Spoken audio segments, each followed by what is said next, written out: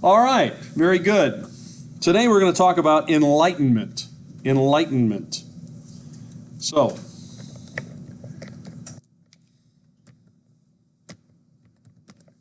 we'll try to talk about enlightenment. There he goes. Okay. Here's our pictures. I will probably post a couple of additional lectures that we're not going to get time for because this chapter's got a lot of stuff in it. For example, this chapter has stuff in it about the French Revolution and Napoleon and Enlightenment and a scientific revolution. This is kind of like 4 chapters in one, you know, if you were taking, say, Western Civ. So I'll probably post some of those lectures for additional info. That'll be stuff in there. We're just not going to have time to do those lectures, but you can listen to them. I've got some that I did last year. That's basically the same material, okay? So let's talk about enlightenment. Last time we talked about scientific revolution and how that's changing the way people think, right? They're beginning to doubt things. They're beginning to question presuppositions. So enlightenment is going to take that kind of scientific approach as well as that skepticism that comes along. Merge it together in sort of a new intellectual movement which comes to be called enlightenment. Enlightenment is promoted by people that are called philosophers. You might notice that the word philosophers looks a lot like the word philosophy, but it's not the same. What's the difference between a philosopher and a philosopher? Anybody want to guess? Anybody got any ideas? What is the word philosophy? It comes from the Greek. What's it mean? Isn't it like lover of wisdom or something? Yes, exactly. Give yourself an imaginary gold star. I would make it platinum, but I'm all out. Gold star. Yes, it comes from 2 words. Phileo, the Greek word for love, and Sophia, the Greek word for wisdom. To love wisdom. So a philosopher loves wisdom. So too a philosopher loves wisdom. Now, here's the difference between them. As simply as I think I can put it, it seems to me, that the philosopher is a kind of person, you know, they could sit in a chair and read a book or write something at their desk and maybe get it published, and they would be fine with that. They would never have to talk to people, you know. Probably have to go to class because they're probably college professors and they have to talk to students. But they're not really looking at, you know, really getting out there in the world. A philosopher is much more like an evangelist for their point of view, their philosophy, their way of thinking. They want to convert you, persuade you to their way of thinking. Why? Because they believe if you believed what they believe, the world will be a better place. And they believe they're really right. So I call them motivational philosophers. The other kind of philosophers are like, hey, you want to accept this or not? That's up to you. But a philosopher, no, you need to accept this. Why? Well, the world needs it. We need it. I need it. You have to do it. Well, these philosophers, and most of this happens in France.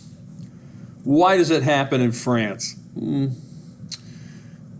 Probably because they've got a lot of money in France.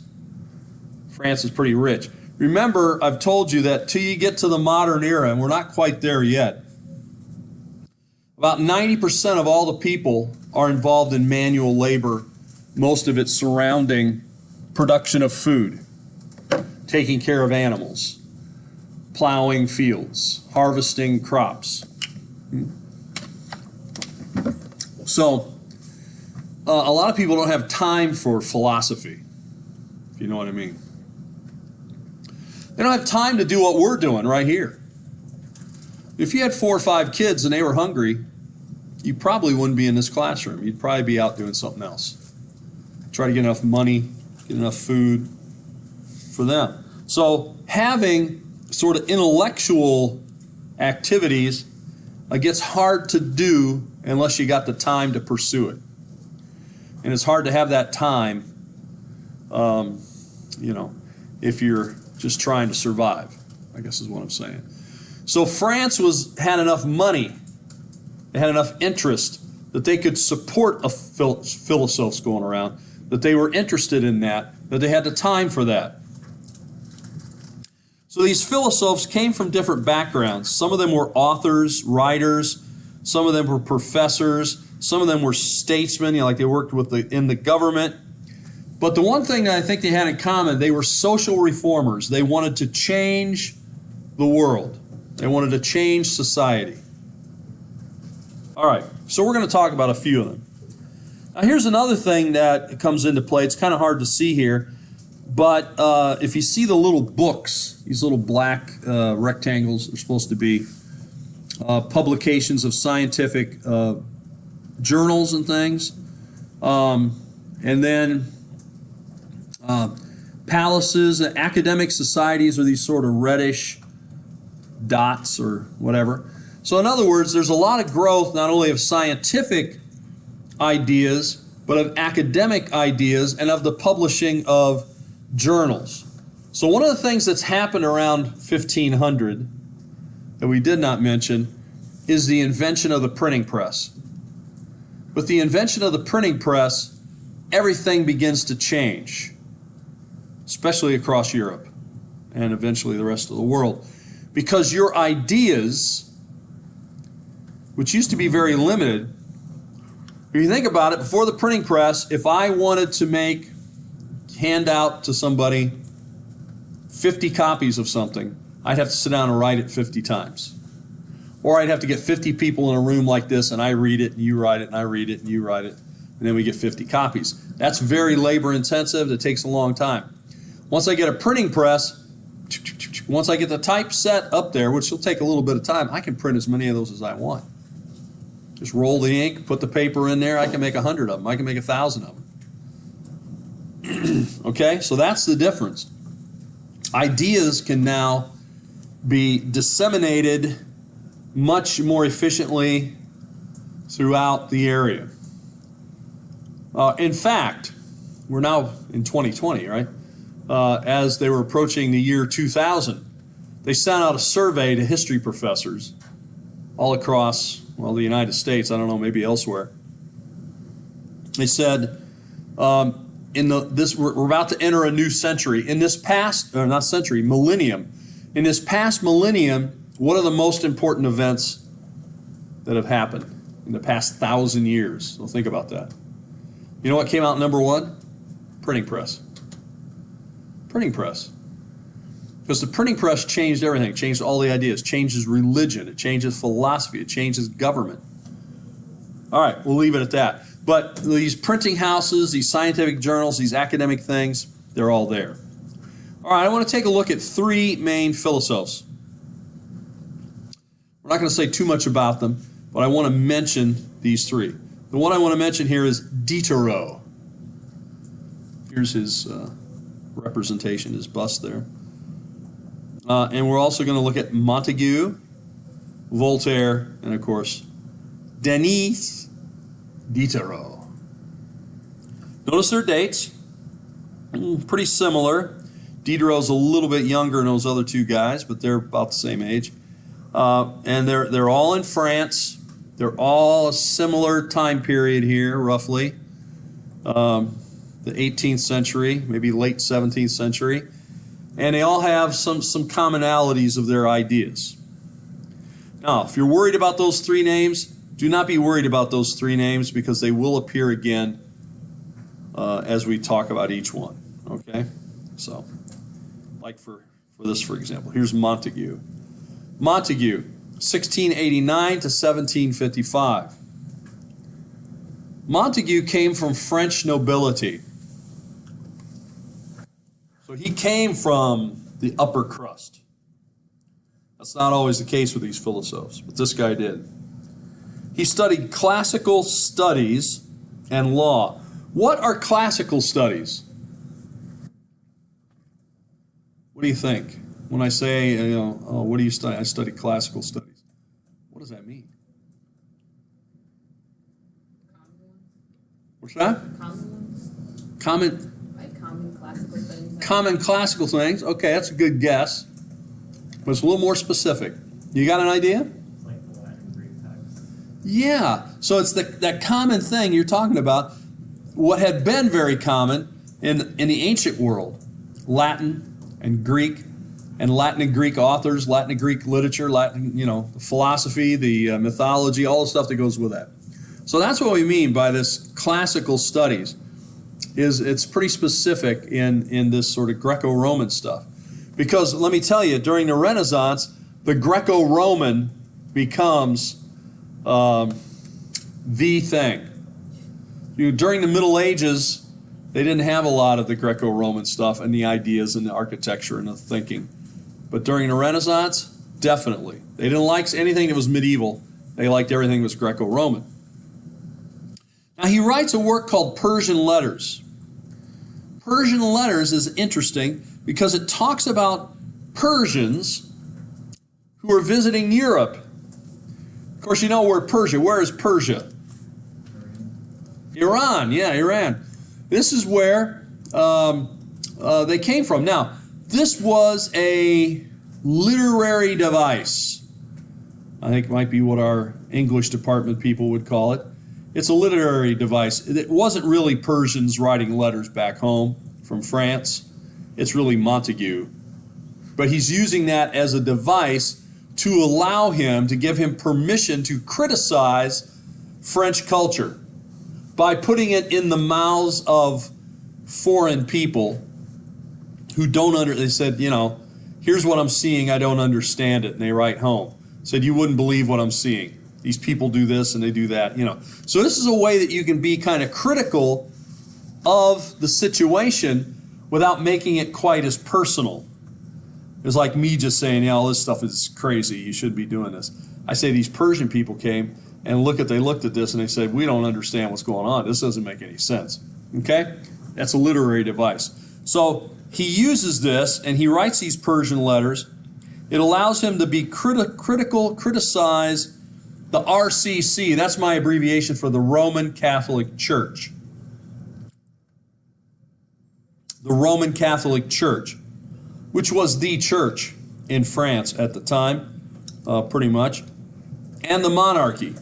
So these are both very powerful institutions, very powerful things that Montague is being critical of, but he's not putting it as though he is saying it directly. He's putting these words in the mouth of these characters in his story here, or these letters, that are foreign people. They're people from Persia. That's supposed to make it a little bit easier to hear, I suppose, and maybe a little less confrontational on his part. All right, Montague. Now, what are some of the common themes of the philosophers? Well, go ahead. About the last slide. Sure. Why did he choose on Persians in particular?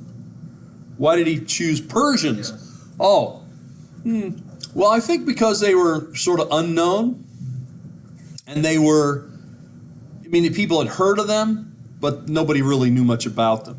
So he didn't have to worry about anybody, if he made it English or I don't know, Dutch or Spanish or something, then there would be a whole baggage that would come with that because people would already have feelings about those countries, plus or minus, But the Persians were just they were so sort of foreign, so different. You heard of them, but you didn't really know them, and you didn't see them as a threat. At that point, Persia was not a threat to France, but that made them a good critic. See, if somebody is too much of a threat and they start getting critical, then you start getting pretty defensive pretty quickly, right? Look at it in a different way. It'd be kind of like if we said, Martians came to Earth and they wrote stuff back about the United States, or if we said somebody from, Iran or Russia or something came here and started writing these things. We'd already have baggage of what we think about Russians or Saudi Arabians or whatever. Okay? So, they're kind of like Martians in the sense that you've heard of them, right? You don't know that much about them, and you don't really think they're a threat. Although I think the Martians are. I'm just kidding. All right, let's go to some of these common themes then. One common theme is you're going to find in all these philosophes, they attack religion. And namely, mostly they're attacking the Roman Catholic Church. Right? The Roman Catholic Church.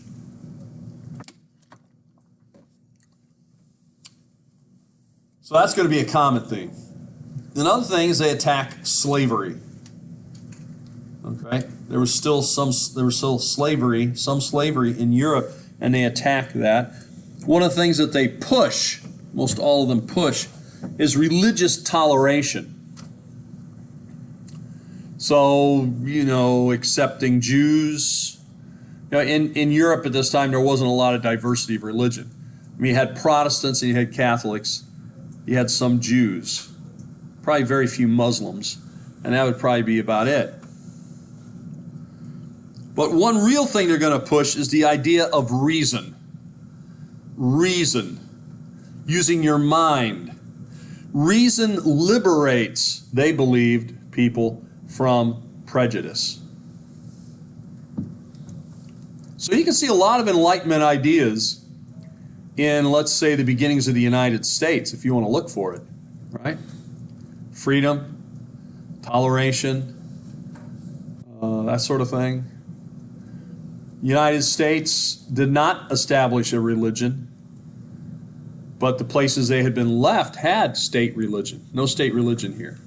England had a state religion. France had a state religion, but not the United States. So the United States becomes a kind of experiment, if you will, a testing ground for this kind of ideas. Putting the ideas into practice. Could it really work? Well, guys in the United States are trying it. And that's why the French get so excited about it. This is part of the reason why the French back us against part of the reason why do the French back us against the English? They hate the English. I mean, let's just be honest. They do not like Englishmen, whatever. They don't like them. But the other thing is they're kind of excited about this idea of taking these philosoph ideas, these Enlightenment ideas, and putting them into practice in a new country. Will it work? How does it work? How are we going to do it together? A lot of this stuff then, Montague writes it all down in what he calls the Spirit of the Laws, 1748. So basically you're going to see this idea about science coming into play, in this case in politics, in the way people should live. This idea that there is science, scientific principles, formulas, so to speak, and how things work. Right? I mix these two chemicals together in this amount and I end up with this. Here's the idea. If I put these things together, there are rules that the universe follows. Remember? Isaac Newton, the laws of motion, all that sort of stuff. They believed that there were laws for society. There was laws for economics. There were laws for basically everything. There was a way that things worked. And what you needed to do was follow that procedure, follow those laws. And then things will work out for you. If you don't, they're going to go badly for you. So these are sometimes called the natural laws, especially when it comes to government. That there are natural laws. And what we have to do is, figure out what those are. And then the second thing is, don't mess with them. Don't, try to manipulate it. Let it follow the natural course, the natural laws that it should follow. Say the economy. For example, the idea comes out of this is that the economy has a sort of natural progression. And you shouldn't mess around with it by, setting up sort of false rules. You should let it ride, let it go. All right, we'll talk about that more later. They also believe that there were three types of governments, roughly. There were monarchies. These are medium-sized or middle-sized countries ruled by a king. Republics, they thought would only work with a small country. At that point, the United States was small, right? We had these colonies along the Atlantic coast, didn't have a lot of population. It could be a republic. And then, of course, the third would be large empires, which they believed were run always by despots. Sort of people that are out for trouble. Well, all this, as I said, influences the American Constitution. As I see little excerpts here, we, the people of the United States, in order to form a more perfect union, right? You find a lot of these ideas, a lot of ideas of enlightenment in the Declaration of Independence, in the Constitution especially. We'll see some of that in a moment. All right? Voltaire. Now look at this guy. Huh? This guy's a snappy dresser, right? No matter what you got to say about the guy. Look at those white stockings with some kind of embroidery on. Look at that jacket. Blue velvet or something, right? With gold trim. You look at this guy and you say, you know, this guy is not doing any honest work. That's what some people would say. This guy's not plowing a field. This guy's not out winnowing wheat. This guy is sitting around in a fancy velvet chair with his quill and he's writing stuff. But Voltaire did not grow up wealthy. That might be why he flaunts it so much. He grew up middle class. He grew up, not impoverished, but certainly not wealthy. The only way he could get his education was get it through the church. As most of these guys were all trained by the church, and then they turn against the church.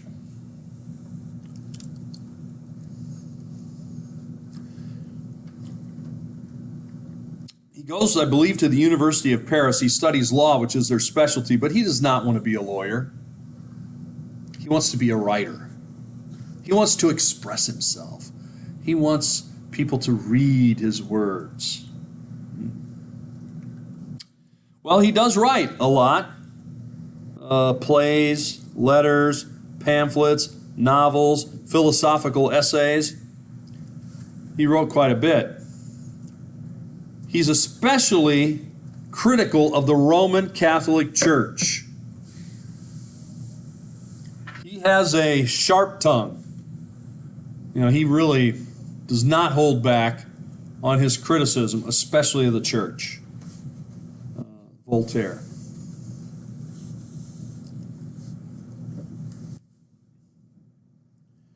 (1694 to 1778). Well, one of the things that he writes is the Treatise on Toleration in 1763. So I have some animation here just to try to wake you up. I have a duck with a hammer. What? Remember, that's not a Disney duck because that would infringe on copyright laws. So let's not call him, Donald. He's just a duck. Maybe his name's Fred. He looks upset and he's pounding in the air. But let's see, wait a minute, what's he going to be hitting? A church! So this is sort of Voltaire duck pounding on the steeples of the church. Because a treatise on toleration of 1763, he's going to argue for religious toleration. And of course that means he's going to argue against the Roman Catholic Church, because he believes they are not tolerant at all.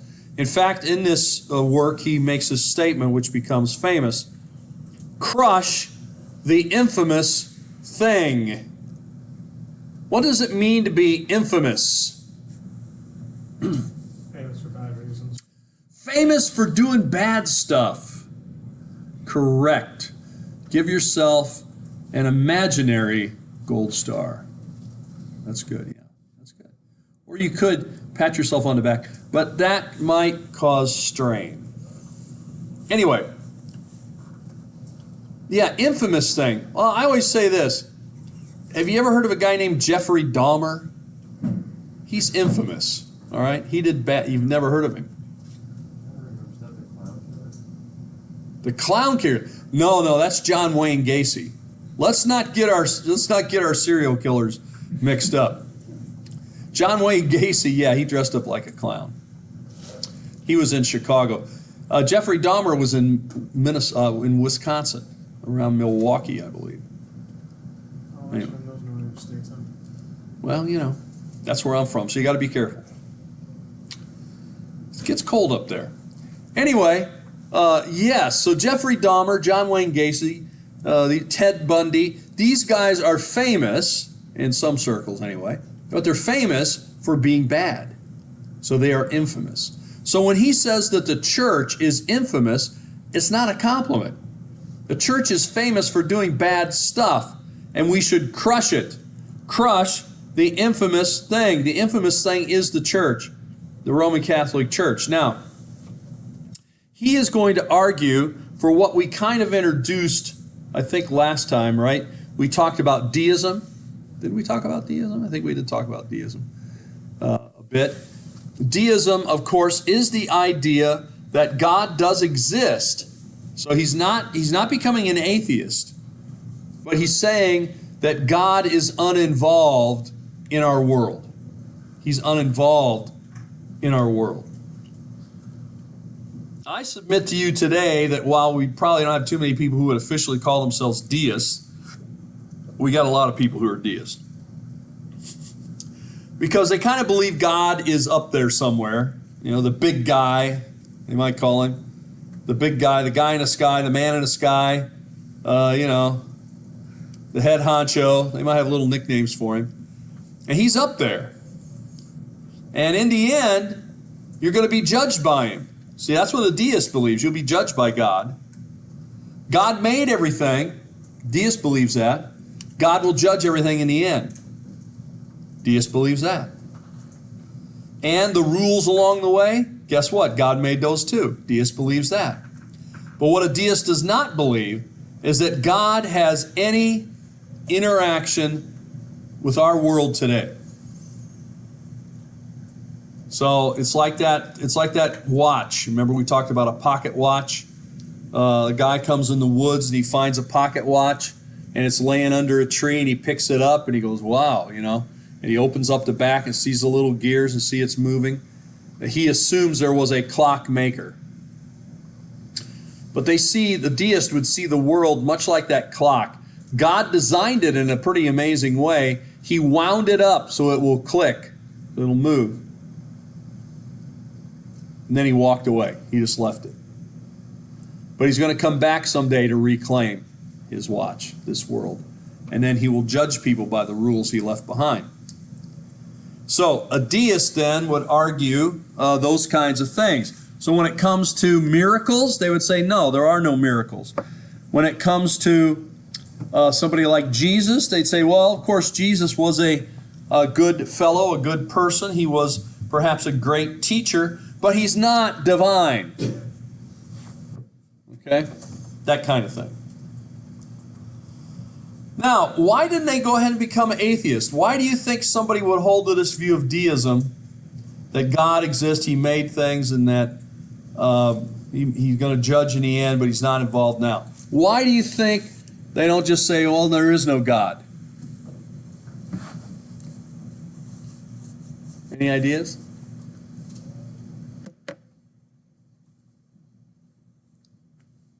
Yeah. I don't know, because you could never say with certainty that there isn't, just like they would assume that you can't say that there is, so it's kind of like. So you're talking about agnosticism. Yeah, so there's three views. Theist. Theist comes from the Greek word theos for God. They believe God exists. But you know, the deist is not saying God doesn't exist. He's saying God does exist, but he just says God is not active. But what if you went all the way and said there was no God?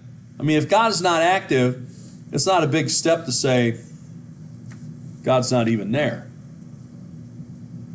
Because, you know, it's what a deist would say is prayer is ineffective. No need to pray because God does not intervene. It's not a question of whether God could or not. It's just a question of he won't.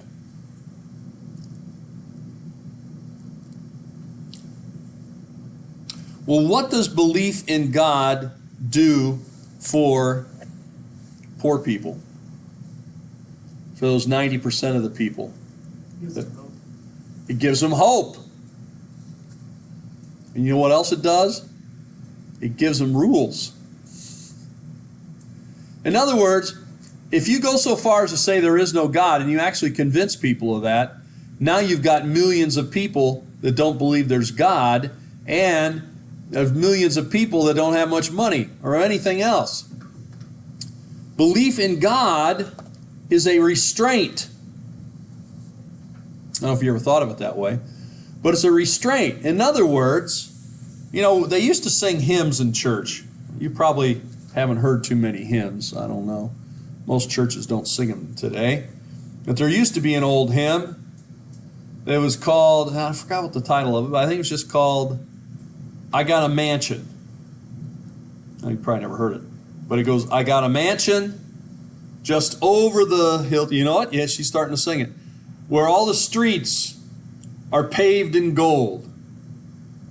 And someday, you know, I'm going there. So the idea here is that someday, if you're a Christian, if you are poor, if you've been misused, if you have been slighted by the people of this world, you don't seek revenge.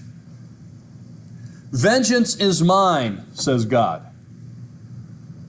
And someday, those people will get their, you know, what's due them. But you don't do it. You wait for God to do it. So this is very convenient for these deists. They don't want the masses of people not believing in God, because if the masses of people not believed in God, then they might have riots on their hand. They were afraid of the masses of people if they didn't believe in God, because that is a restraint. Because even though things aren't going well for me, I believe that there's heaven. I believe I'm going to a better place. I believe that God is the judge and He's going to take care of things. So that restrains me from trying to take the law in my own hands, so to speak. Yes? Would a deist believe in like hell? I don't think they believe in hell. Maybe some of them, but that's unclear. There is a judgment.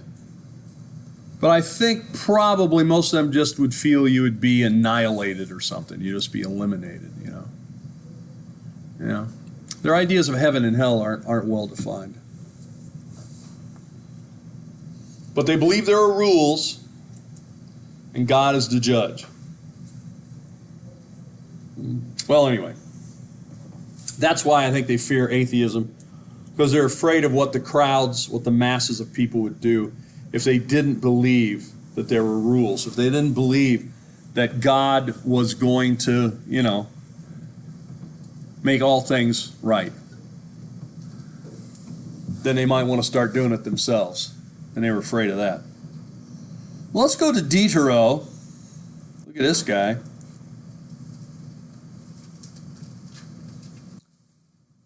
He is the son of a craftsman. But he starts even probably lower in status in life. He's trained by the Jesuits. If you know anything about the Jesuits, you know they were very strong in education, but very disciplined. He attends Old University of Paris.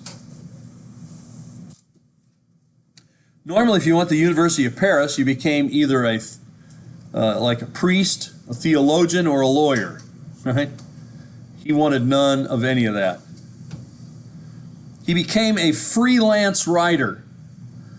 Now, by the way, this is just maybe my faulty thinking.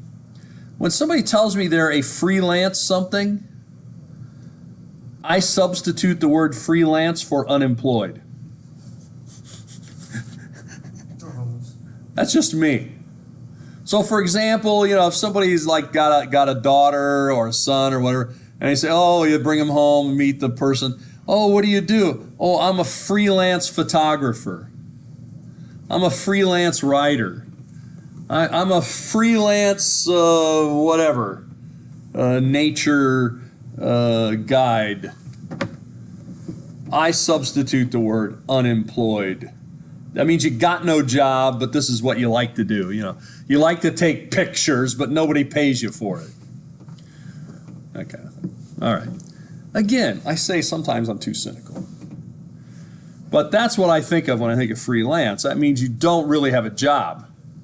You just, yeah, you're going to write stuff and maybe someday somebody will pay you for some of it. That doesn't pay the bills, is what I'm saying. That's not a steady income. All right. Well, of course, he did study and he did read many things. And of course, here's another thing about all these philosophers that I can say, I think, with pretty much with confidence. None of them suffered from low self-esteem, if you know what I'm talking about. These guys all thought that they were just, well, I don't know the way you would phrase it. The cat's meow. No, you guys don't use that kind of phrase. What would you say for somebody that has, thinks they're really, really, really special? Full of themselves? I mean, you must have some kind of slang for it. You know slang for that? There's one that involves a curse word. A curse word? Well, no, we can't have that. Not SEU approved. Well, anyway, whatever that is, these guys, that's what they are. They just think that they are it. They are everything. They're right. They are just. It's unfortunate that you aren't like them. That's pretty much what they think, okay? Because they are better than you. Okay. We'll move on from that. Now, he attacks the church. And you remember they say the pen is mightier than the sword. Well, maybe. He writes essays attacking the church. Not just the Roman Catholic Church. He attacks all of Christianity. He declares Christianity, this is his statement about Christianity, it's the most absurd and the most atrocious in its dogma or its teachings. He went from a deist to an atheist. He made the move. He just denied that God existed. He said he's not afraid, I guess. All right, so this is Diderot. And he is quite full of himself. In fact, he believed he was the smartest, brightest, most informed of anyone. Just by thinking. What's that? Just by thinking. Yes.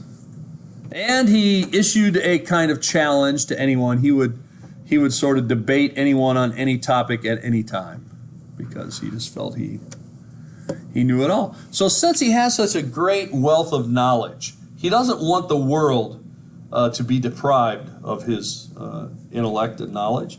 And so he decides to write an encyclopedia. Now we're going to see that really the ideas of encyclopedias kind of come out of the Enlightenment idea. Because what is an encyclopedia, after all?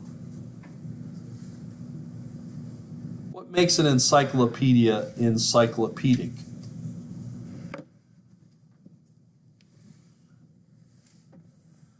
People don't have encyclopedias anymore, right? I mean, people used to have volumes of encyclopedias, right? The Encyclopedia Britannica, I don't know, Collar's Encyclopedia, World Book Encyclopedia. We don't have them anymore. The internet has pretty much shut them down. The price of printing. But how is an encyclopedia set up? It's a collection of words, events, and an explanation behind it. Yeah, but how's it organized? What's that?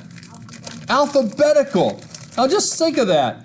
This is the idea that you can take basically all the information about everything in the world, put it alphabetically, and compile it.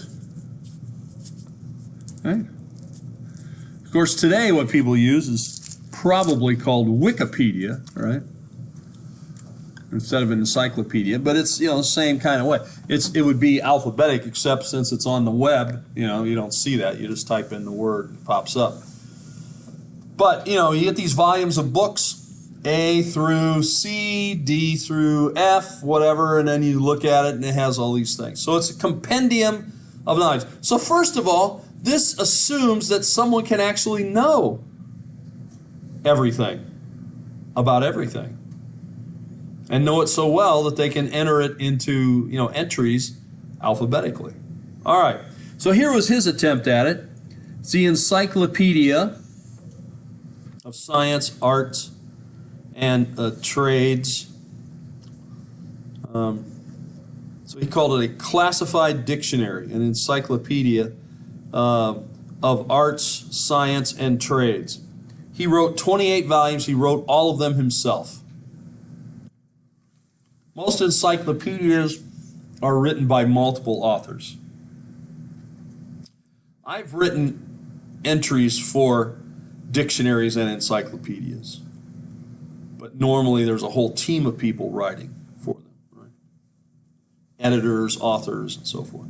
He wrote it all himself, 28 volumes. And it wasn't just to inform people, but it was also, like I said, he's motivational. He wants to change the way you think. He wants to persuade you to think the way he thinks. Why? Well, because the way he thinks is the way you should think.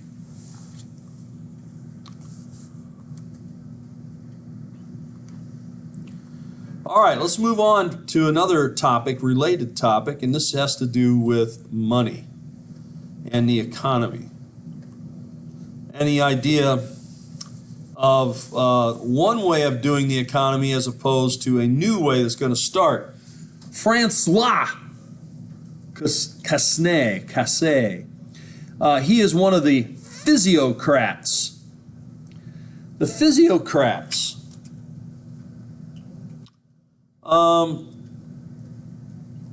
They were the ones who controlled things in France.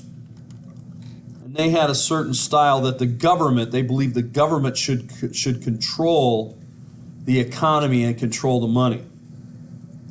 A new way of thinking comes about.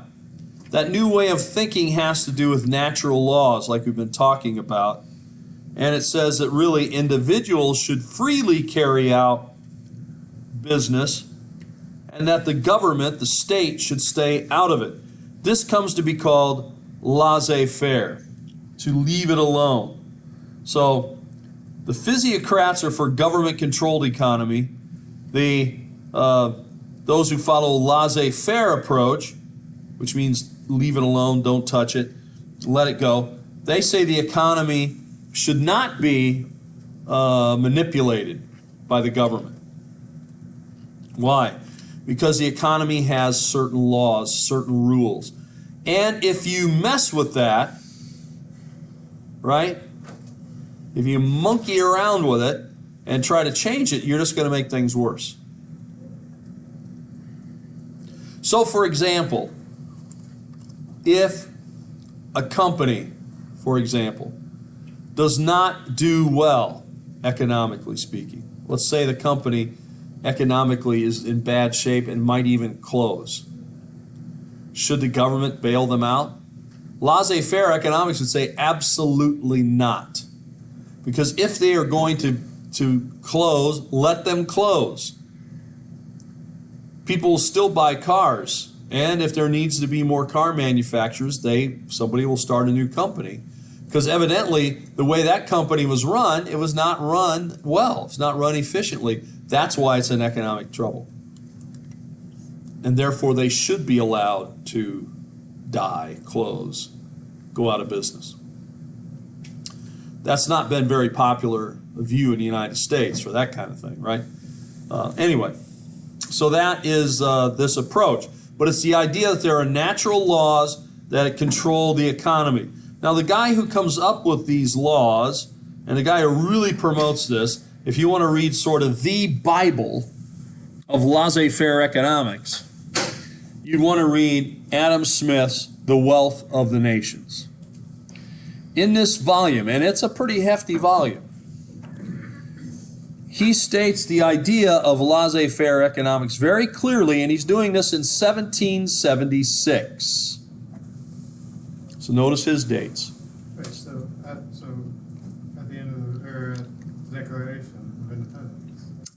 Yeah, that's when he publishes this work. It's at the same time. Now he is Scottish, so he's not in the United States, but his teachings really take hold, and many people adapt his teachings, his ideas, to create the economy. What sometimes is called a free market economy, laissez-faire economics. What Karl Marx will label as capitalism. Okay, Karl Marx labels it capitalism as a negative idea. That's it's not a good thing. So you could call it capitalism. You could call it laissez-faire economics. Could call it free market. Then again, the guy refused to work, so his entire family starved. You're talking about Karl Marx. Well, Karl got money from different sources, but not really from his labor. Yeah, I would concur. But we'll get to Karl later. Now we're talking about Adam Smith. Now, one of the things about Adam Smith, and this is interesting because you got to be careful about your words conservative and liberal. They can mean different things at different times to different people. For example, Adam Smith's approach was called economic liberalism at the time. Why? Because he wants to be very liberal with the economy. He wants the economy to be free, to do what it's going to do. No regulations, no controls. That's economic liberalism. Today, of course, if you wanted to follow Adam Smith's ideas, you would be considered an extreme conservative, economically speaking. So what does Adam Smith say about the government? This is always one of the debates. What should the government be doing? I have this little police guy coming up here to remind us that Adam Smith said that the government ought to be limited to just three things, three roles. What should the government be? Well, today some people want the government to be everything. They want it to be your mother, your grandmother, your nanny, your, I don't know, your father, I don't know, everything. They want the government to be everything. You completely dependent upon the government for everything. That was certainly not Adam Smith's idea. He said it's going to be limited, it should be limited to three things. What are they? Primarily protection. That's why I have the police officer up here. Protection from invasion. In other words, protection from people outside. And what I'm mostly worried about are Canadians. We got any Canadians in here? All right, good. We can speak freely. Yeah, worry about those Canadians. We have the longest unprotected border in the world with Canada. One morning we're going to wake up and that maple leaf's going to be flying in Washington, D.C.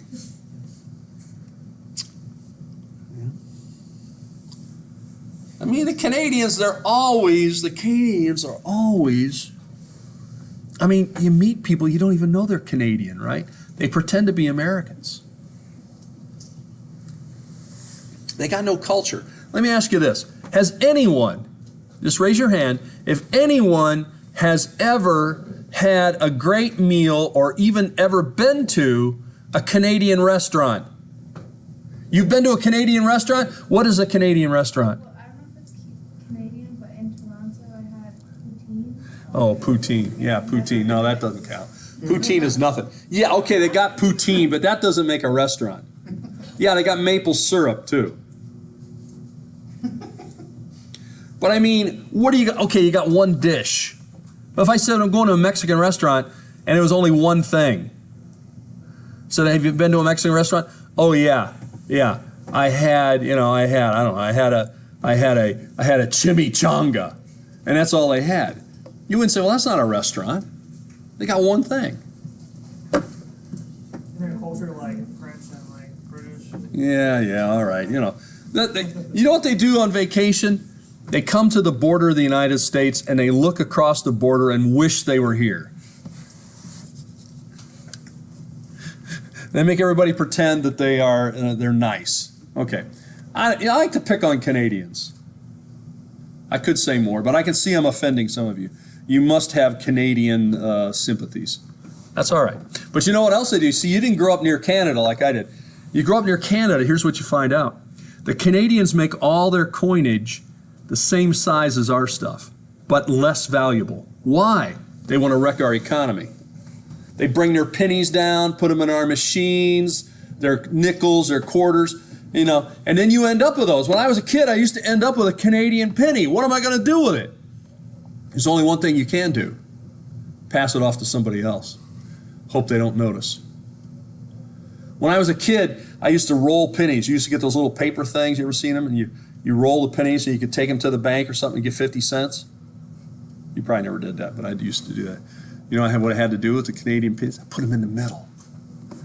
Put in like 25 pennies, put in a couple Canadians, put in another 20-some pennies, put it in the middle, hand it off to the bank. It wrecks our economy. Those Canadian pennies are worthless. Well, anyway. Protection from invasion from the north. That's what I'm worried about. Defense from injustice internally. All right? So maybe those Canadians will invade us. We need an army to protect us so they can't get away with it. How about, you know, you're heading out to your car in a parking lot or whatever, and somebody wants to steal your car, somebody wants to whack you over the head, take your wallet. You need defense from that. That's a police force. So you got internal protection, you got external protection, the army and the police. The third thing that he said were some public works. Things like, in his day, canals. They would build canals and move things. In our day, I guess it would be things like maybe, interstate highways, roads, maybe other big transportation projects, which probably be impractical to try to do it privately. Okay? That's it. Anything else you think the government ought to be doing? He says no. Should the government be giving you health care? No. He would say no. Should the government be making sure that you have a job? No. No. Well, so in his view, the government should be a passive policeman. Notice passive. He's not actively coming out looking for trouble, but if trouble happens, the policeman is there. That's the way I like my police officers, personally. When they start following me, like if I'm driving and a police car is behind me, I don't like that. That's just me. I don't know, maybe you like it. Maybe you feel safer. I don't. You know what I try to do? I try to turn as many times as I can. I go to the stoplight, I turn right. They follow me, then I turn right again. They follow me, I turn right again. I just keep turning until they get tired of doing that, and then they keep going. Well, that's just me. Again, these are not recommendations. These are just observations of my own peculiarity. Let's talk about this guy. We talk about Adam, Big Adam Smith. Let's talk about John Locke. John Locke has a lot of influence on the beginnings of the United States. John Locke was English. He was a philosopher. He wrote an essay concerning human understanding in 1690. His idea, now, what was the idea of people, let's say within a Christian idea, what did many Christians feel about people when they were born? Little babies born. What makes that baby the person that they will become? What's that? Christening. Well, yeah, there are religious events that could happen, but I'm just talking about the personage of the baby. Is the baby going to be good? Is the baby going to be bad?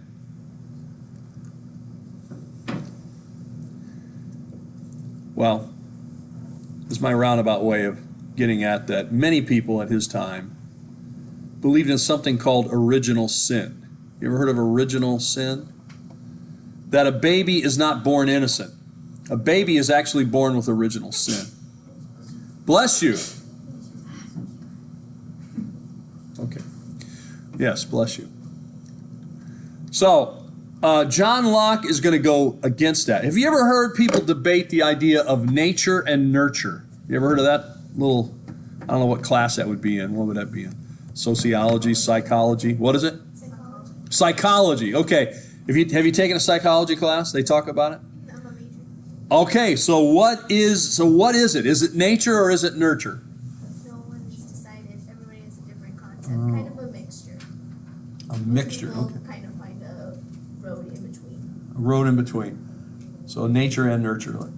All right, anybody else got any ideas about nature and nurture? Nurture and nature, nature and nurture? You got your hand up? No, he's just stretching. Okay. Well, John Locke, you know what John Locke says? That it's all nurture. It's not nature. Why? He wants to get away from the idea of original sin. Original sin would say everybody's born bad, they're going to do bad stuff. John Locke says you decide to do the bad stuff on your own. What he would say is you're born, like, see this whiteboard up here? It's fairly clean. There's nothing written on it. That's the way you're born. You're born as a tabula rasa. Yeah, go ahead. Isn't that the same thing St. Augustine preached? No, St. Augustine would be original sin. Definitely original sin.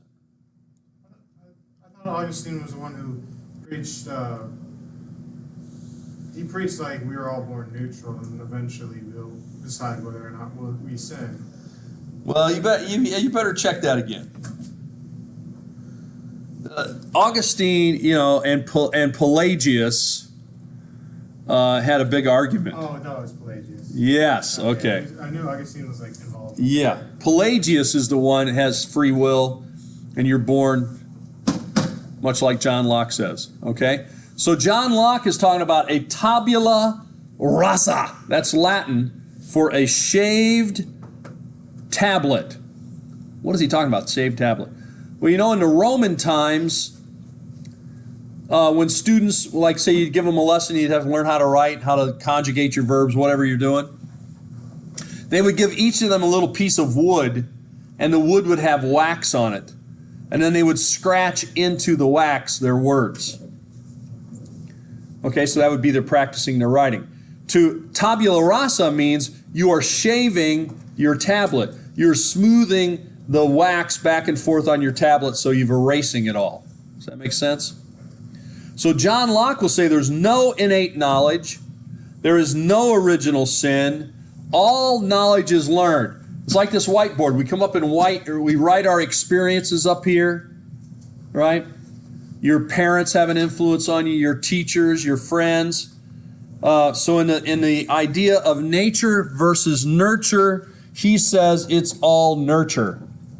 It's all learned behavior, not inherent behavior. And this will affect the way he looks at things. John Locke, let me see if I can get one more screen in here quickly. And you can go back and look at this. But John Locke says that everyone is born equal and everybody is born free. We hold these truths to be self-evident, that all men are created equal. They're stealing from John Locke. They have inalienable rights, life, liberty, and a pursuit of happiness. That's what it says in ours. His is life, liberty, and property. That we have the right to own property. We have the right to our life, a right to liberty. And they form a government to protect those rights. If the government fails, then the people can create a new government. That's the revolution idea. Go ahead. If something's like self-evident, but it was taught to you, wouldn't it like not be self-evident since somebody had to teach you? Yeah, well, self-evident. What he's talking about, inalienable, that means that's what we have. We don't have knowledge, but we do have rights. We have a right to live. We have a right to be free. And we have a right to own property. Self-evident, I think in the way they're using it, means that you don't need to argue for it because it just is. Well, we better end there. So we will see you later. I hope I see you tomorrow night.